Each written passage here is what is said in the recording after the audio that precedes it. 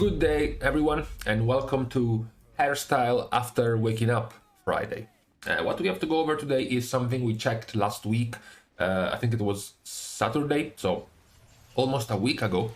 We looked at how the raid was progressing. We also said that there was no point for basically the entire week to check out on how Mythic was doing because not enough players would have jumped into Mythic. This tier has been kind of a weird one in terms of progression, so it's been going kind of differently from the past. But now we are starting to get a little bit more data on how Mythic is going, and we can also go back and check how Heroic has continued to do. Now that we have more logs of the later bosses, there are more kills now of Heroic Alondrus, Heroic Anduin, and then Lords of the Red Regelon.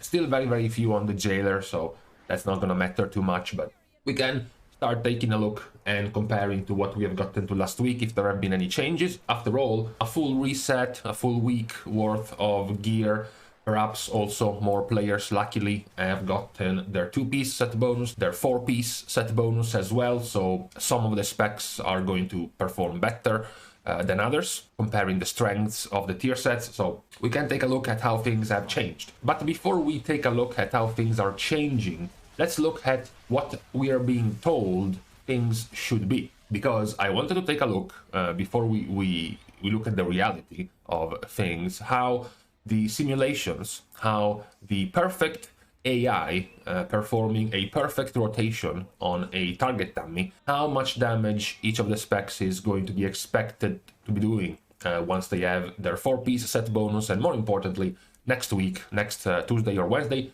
once they get their double legendary. So the simulations in question, let's start looking at the bottom half first, because apparently who are not going to be performing as well given their full power, their full Allroad powers they will be able to have this tier. You have Windwalker Monk, you have Arms, Beast Mastery, Unholy, Affliction, Marksmanship, Ret, Fury Warrior, Outlaw Rogue, Fire Mage, and Feral Druid. These are simulations for single target damage, basically just a stationary target, and see how much your spec theoretically with perfect play is going to be able to do. There is I guess a more prominence of melee DPS not having a very high damage, at the very least in simulations. The only handful of range specs in here are the 2 Hunters and the Affliction Warlock and the Fire Mage. Basically the rest is melee DPS, which means we are bound to see more range DPS towards the top, because when we go and see the top half of this simulated damage, Survival, Frost, Arcane, Havoc, Assassination, and Destruction towards the first part of the top half. Again, more melee DPS towards the bottom of this top half. And then in the top, you have Subtlety, Elemental, Shadow Priest, Balanced Druid, Demonology Warlock, Frost Mage, and Enhancement Shaman at the top. So this is as far as simulations go. There are perhaps some results that you might not have expected, at the very least when we go and look at what's been going on right now. For example, specs like Elemental Shaman doing quite well in single target. It's not something that we have gotten used to, really. Elemental Shaman has been for a while the AoE spec, right? Another one perhaps is Destruction Warlock. Destruction's single target for the moment has been quite poor, so it's surprising to see it simming at the very least, theoretically very high in single target. The rest is not too surprising. Perhaps at the bottom there are more surprising picks like Warriors. Warriors being quite low in simulations might be surprising.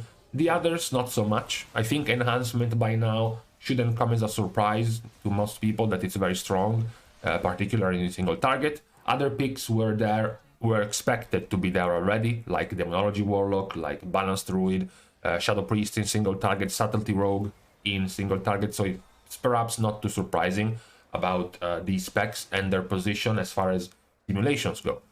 Now, what about reality? What about the actual performance of these specs in game? Now, it's also worth mentioning that while some players might have gotten their 4-piece already, so it might resemble these simulations in terms of their damage, they still don't have the double legendary. and this goes for everyone. So there is still a major piece of your puzzle, of your borrowed power puzzle, missing for the moment. That being said, we're going to skim quite quickly past the popularity after a week, because there is not too much to be worth mentioning, since the numbers are roughly the same between last week, which is over here, and then this week, the current numbers. As you can see, the top has remained mostly the same. BM, Balance, Havoc, Demo, Fury, Fire, Subtlety, Rogue are the most represented of the specs, and not too much surprise, the bottom is also the same, with Outlaw, with Survival, with Feral, with Affliction, Arcane, Assassination, Destruction, etc, etc. So most of the popularity of the specs between last week and this week has remained very, very similar. Meanwhile, if we continue as far as popularity goes, for healers, also kind of the same. We have gotten the slight gap increasing for Holy Priest. Before it was very, very tight with Holy Paladin. Now it's a little bit higher than Holy Paladin. Resto Shaman is still in the clear at the top, but Holy Priest now is also a more clear second. The bottom half of healer also has gotten a slight gap widening, which is Restoration Druid becoming a little bit further apart from Mistweaver. Right now, in fact, there is actually a much closer gap between Resto Druid and Holy Paladin compared to before. The Restoration Druid seems to be clawing towards the top 3. I still don't think they're going to overtake Holy Paladin anytime soon, but they are definitely gapping Mistweaver Monk a little bit more. And then at the bottom, yeah, we have Discipline Priest expected, given how much Holy Priest is rising in popularity. Then we have the tanks. Last week, we pointed out how Brewmaster and Blood were the tanks of choice, and that how Prot Paladin was also a relevant option. There was a clear gap, a clear top 3, bottom 3 gap between the tanks. Actually, I said there was a clear top 3, bottom 2, and then Protection Warrior being in a class of its own at the complete bottom. So this week doesn't change too much. We still have a very clear top 3, and then a very clear bottom 2 between Vengeance and Guardian, who are less played, but not nearly as less played as Protection Warrior, which is still very, very low at the bottom.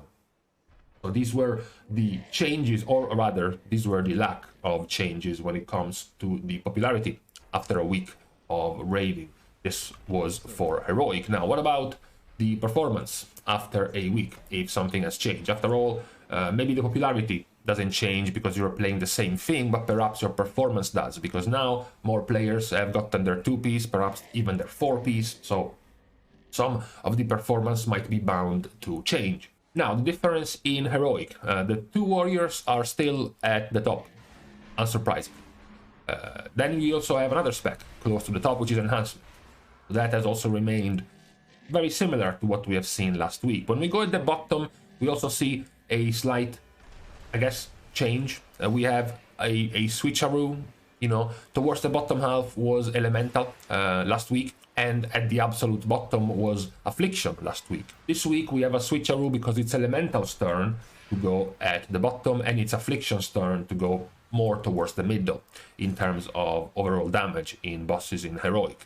We were wondering last week whether or not specs like Balanced Druid, which are very popular, would continue to, I guess, underperform in Heroic, given how low they were last week. This week actually didn't change that much. They are still quite low in their overall performance. We do have one of the more surprising gaps between last week and this week being Unholy Death Knight. Unholy Death Knight last week was doing fine, right? People were surprised. Oh wow, DK specs are not dead.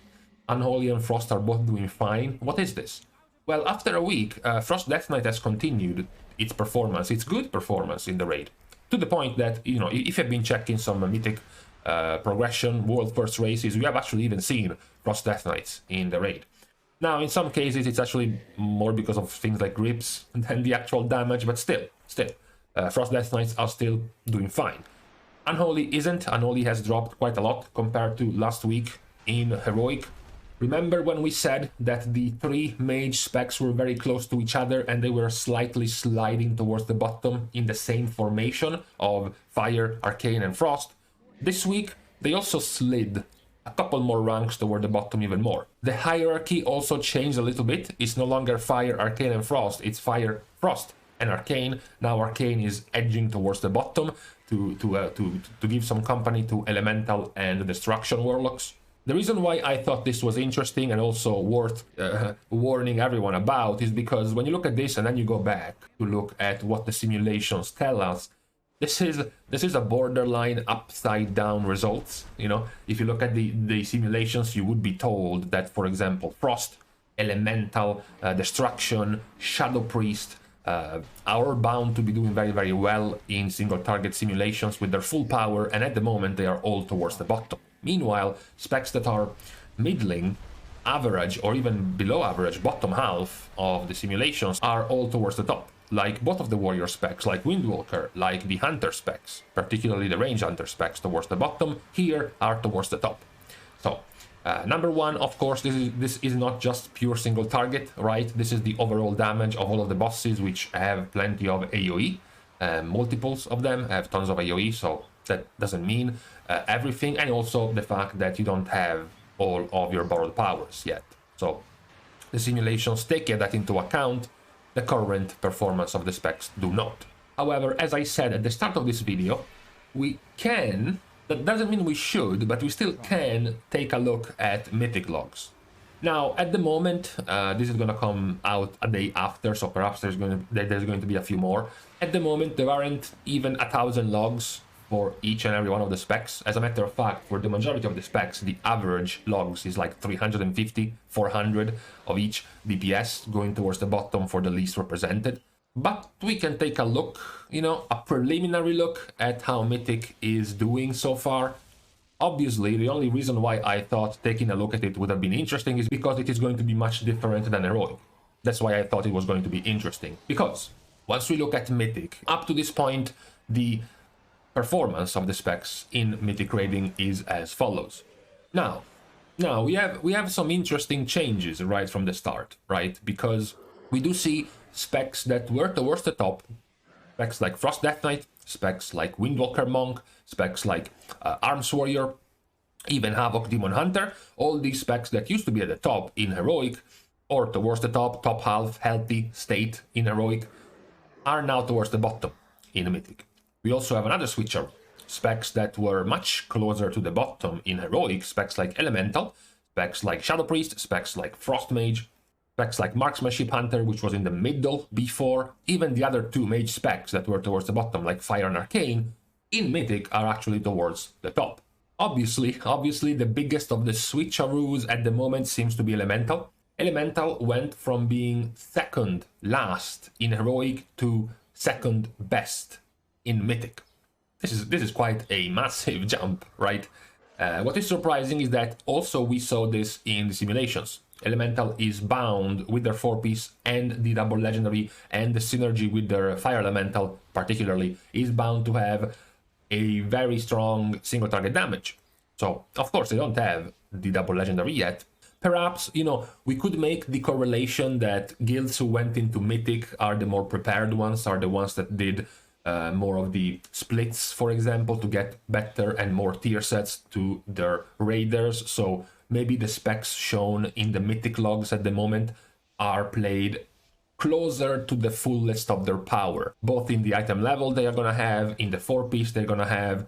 Yes, it is still without double legendary, but it is likely to be, you know, they are likely to be closer to their strongest point compared to the logs from Heroic. There are definitely some surprising changes. You know, Frost DK, which was so much at the top in Heroic, is now closer to the bottom in Mythic. You do have Rogue specs, which used to be super high pretty much for the entirety of the last tier, all three of them. Now only Subtlety is surviving at the top. Outlaw and then lower down Assassination are not doing as well, and at the very least in this first 10 days or so of Mythic raiding.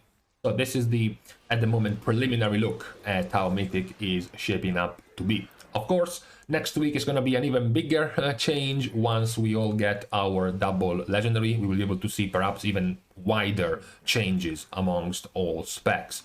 it's going to be interesting now that we have seen, now that we have checked the performance of the specs before, right before 9.2 came out, to see how things were at the end of last tier. Then we checked at the start of the tier when players didn't even have their tier set bonuses, and now we are getting closer to more and more players having 2-piece set bonuses and then 4-piece set bonuses. And next week is gonna be the week where everyone will have double legendary. I'm gonna say everyone will have a 2-piece set bonus. You have to be really unlucky to not have at the very least a 2-piece set bonus by next week, right?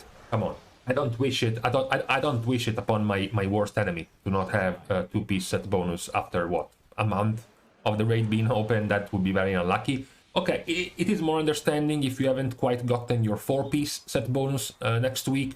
It should still move anyways towards the more likely. It should be more likely that more people, the majority of raiders, will get close to have a 4-piece set bonus by next reset. So we will be edging even closer to the full potential of these specs. After that, it's only a matter of nuance. It's only a matter of more technical talks, like which specs scale better with item level, right? Because you're still bound to go up 10 more item levels, 15 more item levels, and certain specs will benefit more from that than others. But it is at the moment not the discussion of the day, the discussion of the week. Now the borrowed powers are dominating the discussion. So for the moment, this is what we have in the raid for this week, this reset of the raid. We will of course go and keep track of this as the situation evolves for all of the specs. Now, with this being done, I can leave you to the rest of your Friday,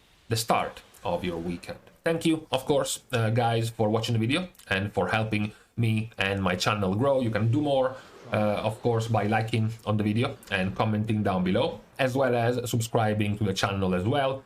Given that this is a raid-centric video, the subscribe button has been left open to everyone who has, at the very least, gotten their 2-piece set bonus already. You can also follow me on Twitter over here. You might be able to tell your grandkids that you saw one of my tweets being posted. And you can also support me even more on Patreon if you have suffered a concussion and you don't really know what you're doing over here. Now, doing that will also give you access to my Discord channel too. Not that super secret things are happening over there, but if you want, you can come and take a look. Thank you guys anyways. See you guys soon. And in the meantime, I know. It's weird. I just don't like too much sun in general. It's probably my fault, I'm too pale. The sun hurts me a lot.